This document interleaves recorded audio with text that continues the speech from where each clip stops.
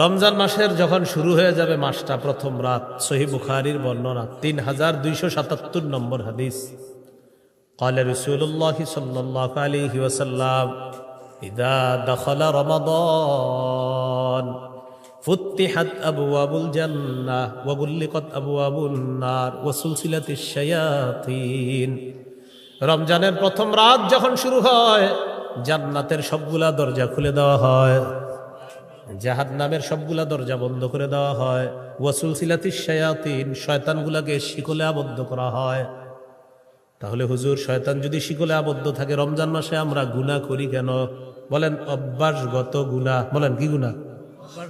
রমজানে গুনাহ কেন করি? অভ্যাসগত। ওই যে 11 মাস অভ্যাস হয়ে গেছে, এটা গুনাহ করে রমজানে। রিমোটটা রমজান মাসে হাতে নেয়, নিয়ে টেলিভিশনটা ছাড়ে, পরে মনে পড়ে ইন্দালিল্লাহ রমজান মাস। ওই অভ্যাসগত প্রতিদিন রিমোট ওই টাইমে হাতে নিতেন, রমজান মাসে হাতে নিয়ে নিতেন, পরে মনে পড়ছে রমজান, হ্যাঁ লা হাওলা ওয়ালা কুওয়াতা ইল্লা বিল্লাহ রেখে দেব। তাহলে এটা কি গুনাহ? অভ্যাসগত।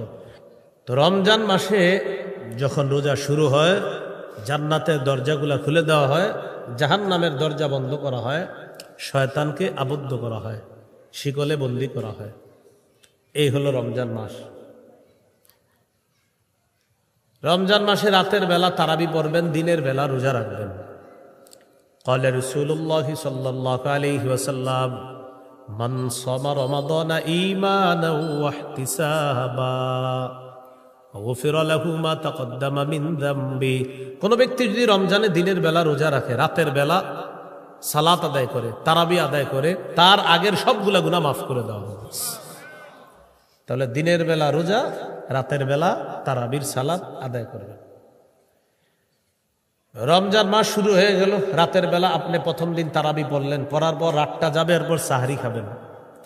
সাহারি আমরা খাবো ইনশাল্লাহ, মুসলমানরা বলেন ইনশাল্লাহ। সাহারি মিস করবেন না।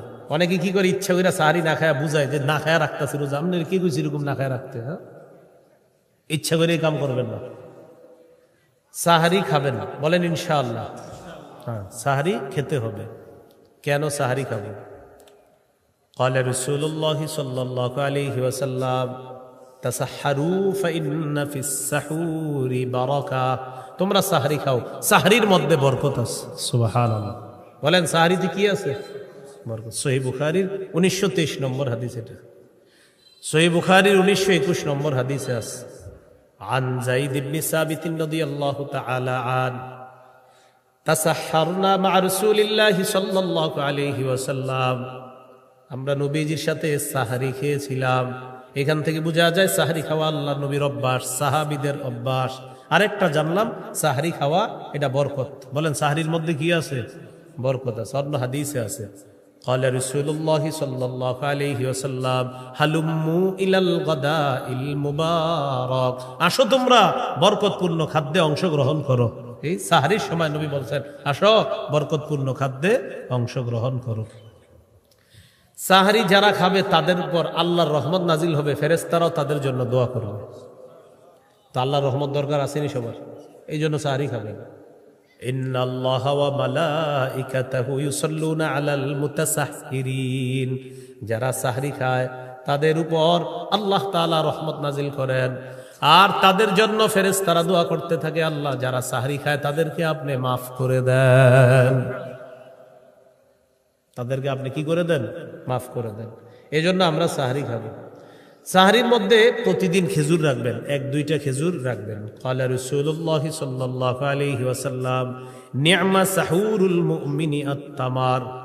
নবীজি বলেন মুমিনের সর্বশ্রেষ্ঠ সাহরি হলো খেজুর। খেজুর হলো মুমিনের সর্বশ্রেষ্ঠ একটা সাহরি। এই জন্য সাহরির সময় খেজুর রাখবেন, প্রতিদিন 1টা 2টা 3টা খেজুর রাখবেন, মিস করবেন না খেজুর। সাহরির সময় খেজুর রাখবেন। খেজুর পুষ্টিকর খাদ্য। সাহারি দেরি করে করবেন, ইফতারি তাড়াতাড়ি। قال رسول الله صلى الله عليه وسلم عجلوا الافطار واخروا السحور। ইফতারি তাড়াতাড়ি করবা, আর সাহরি বিলম্ব করে করবা। সাহরি একটু দেরি করে করবা, আর ইফতারি একটু তাড়াতাড়ি করবা। মনে থাকবেন ইনশাআল্লাহ। আল্লাহ তৌফিক দান করেন। তাহলে সাহরি বরকতি খাদ্য, আর সাহরির মধ্যে খেজুর রাখা এটা সবচেয়ে একটা দামি খাদ্য। এই খেজুরটা সাহরির মধ্যে রাখার চেষ্টা করব। আল্লাহ তৌফিক দান করেন। এইগুলো আপনার আজকের দ্বিতীয় আলোচনা। 3 নাম্বার আলোচনা, রমজানে রোজা রাখার ফজিলত। নাসাইর বর্ণনা, قال رسول الله صلى الله عليه وسلم كل عمل ابن آدم له إلا الصيام فإنه لي وأنا أجزي به। আদম সন্তান যত আমল করে সব নিজের জন্য করে, আমল করে প্রতিদান পেয়ে যায়, আমল করে নিজের জন্যই প্রতিদানটা পেয়ে যাবে, আমল করবে প্রতিদান পেয়ে যাবে। শুধুমাত্র রোজা ব্যতীত আল্লাহ তাআলা বলেন ফাইন্নাহু লি ওয়া আনা আজজি বিহি।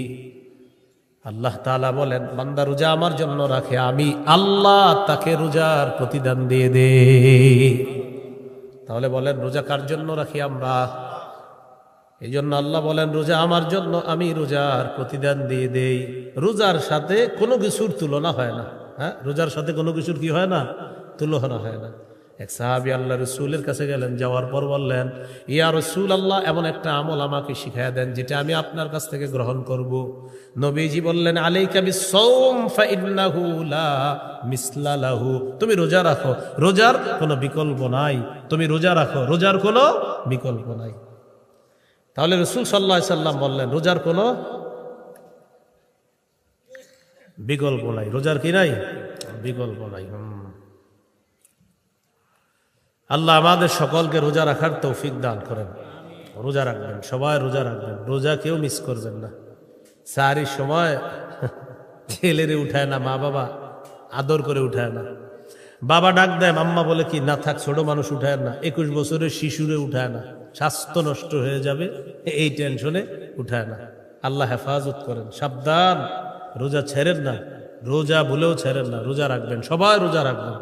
রমজান মাস আসলেই একদল অটো রুগীর আবির্ভাব হয়। তারা হলো হুজুর গ্যাস হয়, মানে গ্যাস হয় এটা হ্যাঁ হুজুরে বললে, হুজুর যদি বলে আপনার গ্যাস হয়, যে গ্যাস্ট্রিকের সম্পর্ক হুজুরের সাথে না ডাক্তারের সাথে করা যায়। আরে বলেন না কার সাথে?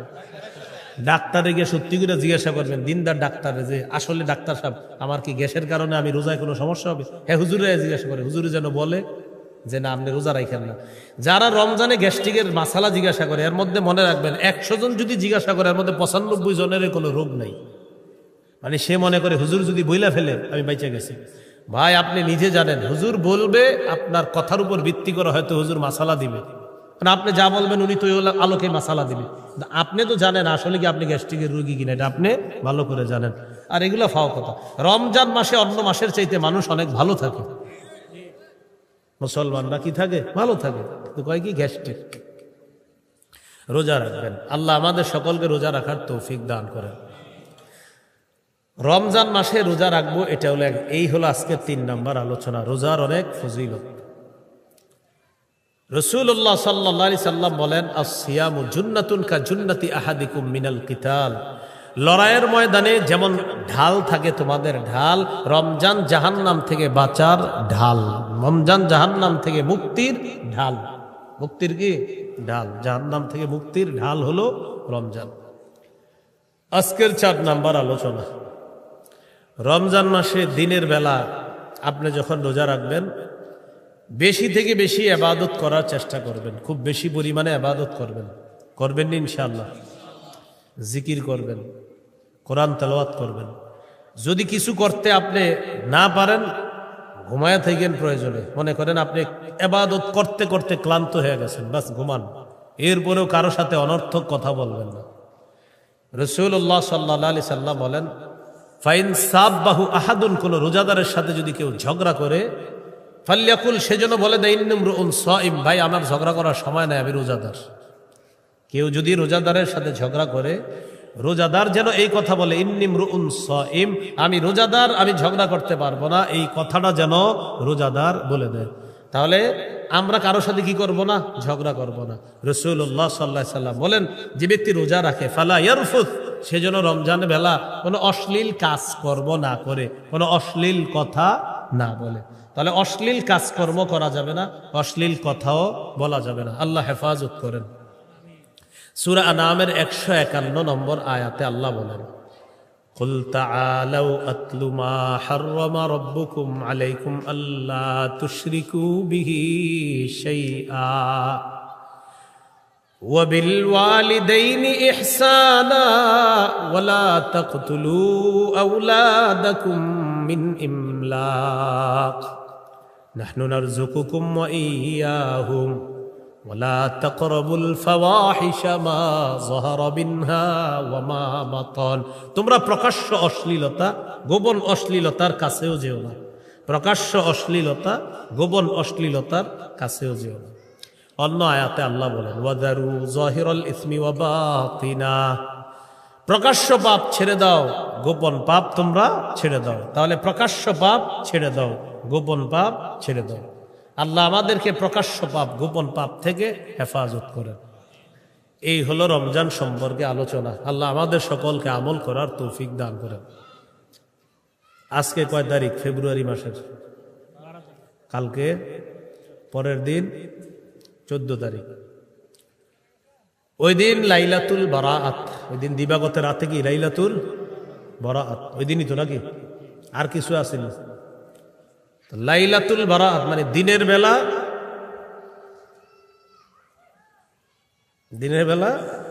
14 ফেব্রুয়ারি রাতের বেলা লাইলাতুল বারাআত তো এই জন্য আপনারা সারাদিন ওই দিন যত উল্টাপাল্টা কাজ আছে কইরা রাতের বেলা বাস মাপ চাই নেবেন নাকি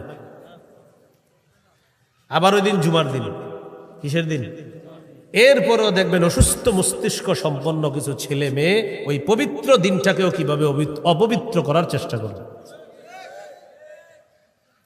এরকম চিন্তা ভাবনাগুলা বাদ দিয়ে দেন সূরা বানী ইসরাঈলের 31 নম্বর আয়াতে আল্লাহ বলেন ওয়ালা তাকরাবুজ জিনা জিনার কাছেও যেও না ইন্নাহু কানা ফাহিশা এটা অশ্লীল জিনার কাছেও তোমরা যেও না সহিহ বুখারীর বর্ণনা 6612 নম্বর হাদিস قال رسول الله صلى الله عليه وسلم ان الله كتب على ابن ادم حظه من করবে কোনো সন্দেহ নাই ফাজিনাল আইনি আন নজরু চোখের জিনা হলো দেখা ওয়াজিনাল লিসান আল মানতিক মুখের জিনা হলো কথা বলা ওয়ান্নাফসু তামান্না ওয়া তাশতাহি অন্তর কল্পনা করবে এটা অন্তরের জিনা মোবাইলে কথা বললেন কানের জিনা মুখের জিনা অন্তরে অনুভব করলেন এটা অন্তরের জিনা মোবাইলে আপনি এসএমএস লিখলেন এটা হাতের জিনা তার সাথে দেখা করতে যাবেন পা দিয়ে হেঁটে হেঁটে রওনা করবেন পায়ের জিনা কিসের জিনা পায়ের জিনা আল্লাহ হেফাজত করেন তাহলে এই জিনাগুলার কাছেও যাওয়া যাবে না এগুলার চিন্তা ভাবনাও করা যাবে না মুমিনের ভালোবাসা হবে আল্লাহর জন্য মুমিনের ভালোবাসা রাসূলের জন্য মুমিনের ভালোবাসা জিহাদের জন্য কি বুঝে আসছেন কথাটা আল্লাহ তাআলা বলেন ওয়াল্লাযীনা আমানু আশাদ্দু হুব্বাল লিল্লাহ যারা ঈমানদার তারা বেশি ভালোবাসে আল্লাহকে আল্লাহর প্রতি তাদের সবচেয়ে বেশি ভালোবাসা সূরা আলী ইমরানে আল্লাহ বলেন কুল ইন কুনতুম তুহিব্বুনাল্লাহ ফাত্তাবিউনি ইউহিব্বুকুমুল্লাহ নবী আপনি বলেন তোমরা যদি আল্লাহকে ভালোবাসো তাহলে আমার অনুসরণ করো ইউহিব্বুকুমুল্লাহ যদি আমার অনুসরণ করো আল্লাহ তোমাদেরকে ভালোবাসবেন ওয়া ইয়াগফির লাকুম যুনুবাকুম তোমাদের গুনাহগুলো আল্লাহ মাফ করে দিবেন এখন নবীজির ইত্তেবা কিভাবে করব ক্বালা রাসূলুল্লাহ সাল্লাল্লাহু আলাইহি ওয়াসাল্লাম মান আহাব্বা সুন্নতি ফাকাদ আহাব্বানি ওয়া মান আহাব্বানি কানা মাই ফিল জান্নাহ যে ব্যক্তি আমার সুন্নত ভালোবাসে মহব্বত করে সে আমাকে মহব্বত করে যে আমাকে মহব্বত করে সে আমার সাথে জান্নাতে থাকবে قال رسول الله صلى الله عليه وسلم لا يؤمن أحدكم حتى أكون أحب إليه من والده وولده والناس أجمعين নবী বলেন তোমাদের মধ্যে কোনো মানুষ ততক্ষণ পরিপূর্ণ ঈমানদার হতে পারবে না যতক্ষণ আমি নবী তার কাছে তার মা বাবা তার আত্মীয় স্বজন তার ভাই বোন সারা পৃথিবীর সবার চাইতে বেশি প্রিয় না হব ততক্ষণ পর্যন্ত তোমাদেরকেও পরিপূর্ণ ঈমানদার হতে পারবে না তাহলে নবীকে সবচেয়ে বেশি ভালোবাসতে হবে যদি পরিপূর্ণ ঈমানদার হতে চাই আল্লাহকে সবচেয়ে বেশি ভালোবাসতে হবে সূরা তাওবা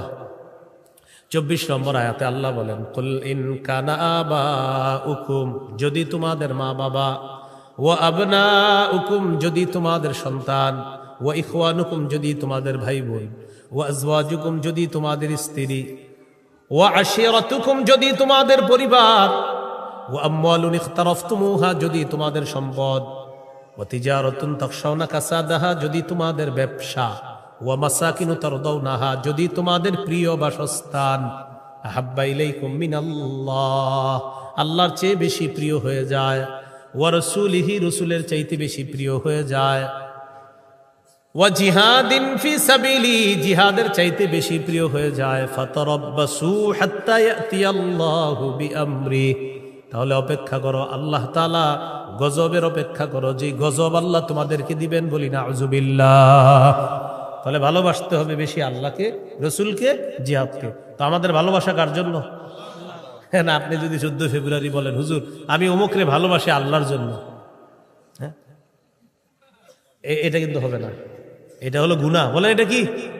একটা যে মেয়ের সাথে আপনার দেখা দেওয়া হারাম, কথা বলা হারাম, তার এইগুলা বলা যে তারে ভালোবাসেন আল্লাহর জন্য, এই সমস্ত কথা, আর তার সাথে আপনি ওই যে ভয়ঙ্কর অপরাধ, প্রেম ইত্যাদি বিষয়গুলা, এগুলা হলো অপরাধ, এগুলা জিনা, এগুলা সঠিক কথা না, এগুলা কি কথা না, সঠিক কথা না। হ্যাঁ, মুসলমানকে আল্লাহর জন্য ভালোবাসা এটা ব্যাপক। যেমন আমি আপনাদের সকলকে ভালোবাসি, আপনারা আমাকে ভালোবাসেন আল্লাহর জন্য, এটা হলো ভালোবাসা। কিন্তু ওই যে যেটা সেটা বলতেছেন, মানে এটা হলো ভালোবাসা, মানে ওই যে আপনার নোংরামি। তো নোংরামিটা কি ভালোবাসা? আরে বলে ওটার নাকি ভালোবাসা না নোংরামি? নোংরামির নাম ভালোবাসা কিভাবে হয়? এই জন্য হাদিসে আসছে মান আহাব্বা লিল্লাহ, প্রকৃতপক্ষে যে আল্লাহর জন্য কাউকে ভালোবাসে, ওয়া আবগাদা লিল্লাহ আবার আল্লাহর জন্য ঘৃণা করে, ওয়া আ'তা লিল্লাহ আল্লাহর জন্য দান করে, ওয়া মানা'a লিল্লাহ আবার আল্লাহর জন্য দেয় না, দেয় আল্লাহর জন্য আবার আল্লাহকে খুশি করার জন্য দেয় না। যেমন ভালো কাজে দান চাইছেন, দিয়ে দিছে, খারাপ কাজে চাইছে, দেয় না। তো দিল ভালো কাজে কার জন্য?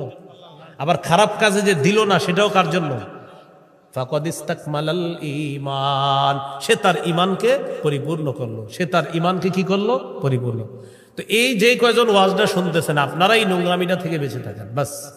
আপনি আরো 10 জনকে বলে দেন যে এটা নোংরামি, এটা অশ্লীলতা, এটা জিনা, এটা বেহায়াপনা।